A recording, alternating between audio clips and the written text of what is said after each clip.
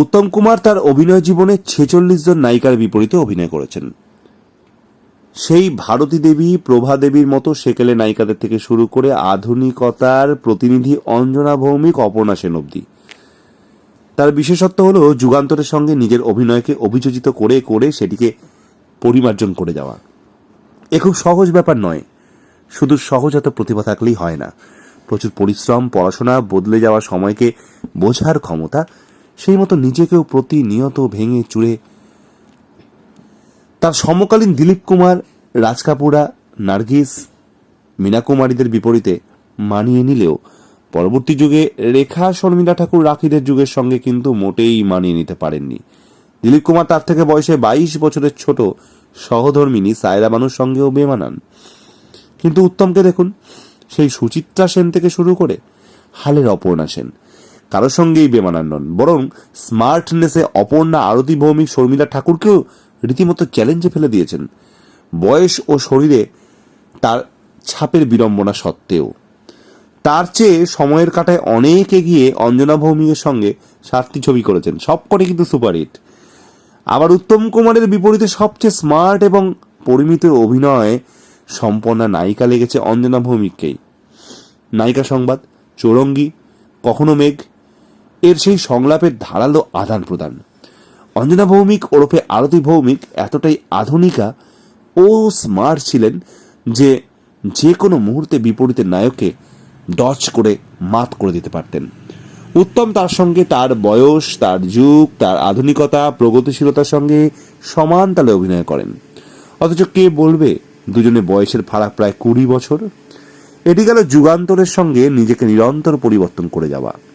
উত্তম কুমার আর একটা গুণ আজও গবেষণার বিষয় হওয়া উচিত। সেটি হলো এক নায়িকা থেকে আর এক নায়িকার সঙ্গে নিজের অভিনয় বদলে ফেলা। এমনটি আর কোনো নায়কের মধ্যে কদাচিৎ দেখেছি বলে তো মনে হয় না। ভারতী দেবী, সন্ধ্যা রানীর বিপরীতে সেকেলে অভিনয়, উপর দিকে তাকিয়ে নাটুকে মঞ্চের অভিনয়। সুচিত্রা সেনের বিপরীতে বাস্তবতাকে একটু দূরে রেখে ম্যানারিজমকে ব্যবহার করে মোহময় অভিনয়। সাবিত্রীর সঙ্গে বাস্তব ঘেঁষা দুরন্ত সময়জ্ঞানের অভিনয়। সুপ্রিয়ার বিপরীতে বাস্তব গ্রাহ্য এবং পরিমিত দক্ষতার অভিনয়। অরুন্ধতী, অনুভা, মাধবীর বিপরীতে বুদ্ধির মাত্রা বাড়িয়ে অভিনয়। শর্মিলা, অপর্ণা, আরতি ভট্টাচার্য, অঞ্জনাদের বিরুদ্ধে মেলোড্রামা বর্জিত আধুনিক অভিনয়। এক্ষেত্রে একটা কথা না বললে অপূর্ণতা থেকে যায়।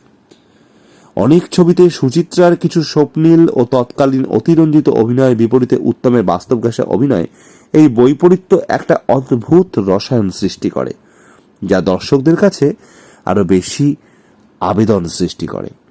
এই বৈপরীত্য হয়তো আর কারোর বিপরীতেই সৃষ্টি হয়নি। উত্তম কুমারের অভিনয়ে নায়িকা অনুযায়ী, যুগ অনুযায়ী মাত্রা ও ধরনের বৈচিত্র্য পরিমার্জন নিঃশব্দে সময়ের সঙ্গে সঙ্গে ঘটেছে। তাই তিনি কখনো পুরনো হন না, তিনি কালজয়ী। এটি হয়তো অভিনয়ের বোদ্ধা বিশ্লেষকরা তখন ধরতে পারেননি। নিছক এক রোমান্টিক নায়ক, পলায়ন পথের পথিক হিসেবে তাকে তারা দেখে এসেছেন, কিন্তু অনুভব করেছেন তার মৃত্যুর পর।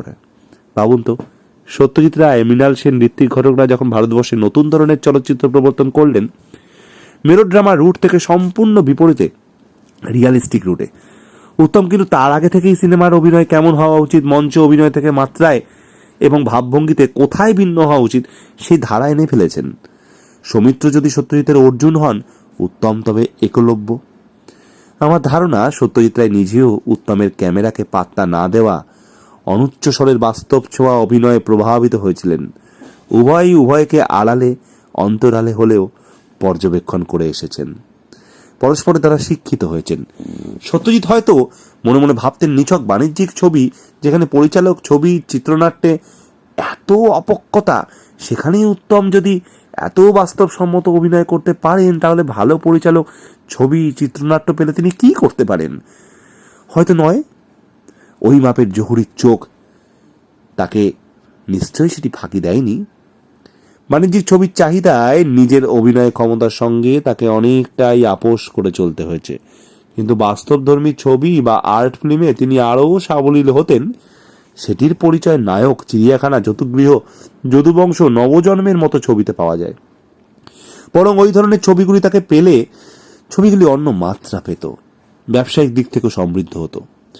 নায়কে যা অভিনয় করেছেন সেটি এদেশের অভিনয় পাঠশালার পাঠ্য হওয়া উচিত। হয়তো হয়েওছে তাই।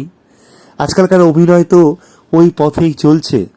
আর্ট ফিল্মের রুট বাস্তব ঘাসা রুক্ষ মরুভূমির মতো ছবিতেও মরুদ্যান আনা যায়, যা ছবিটি এবং চরিত্রটির প্রতি আকর্ষণ এবং আবেদন সৃষ্টি করে।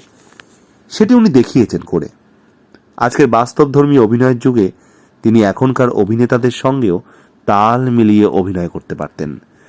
এতক্ষণ আপনারা যে পাঠটি আমার কণ্ঠে শুনলেন সেটি আমি সংগ্রহ করেছি মহানায়ক বলে একটি ফেসবুকের পেজ থেকে। আমি ফেসবুককে তার জন্য আমার আন্তরিক ধন্যবাদ জানাই, আমার তরফ থেকে, আমার এই চ্যানেলের তরফ থেকে। নমস্কার।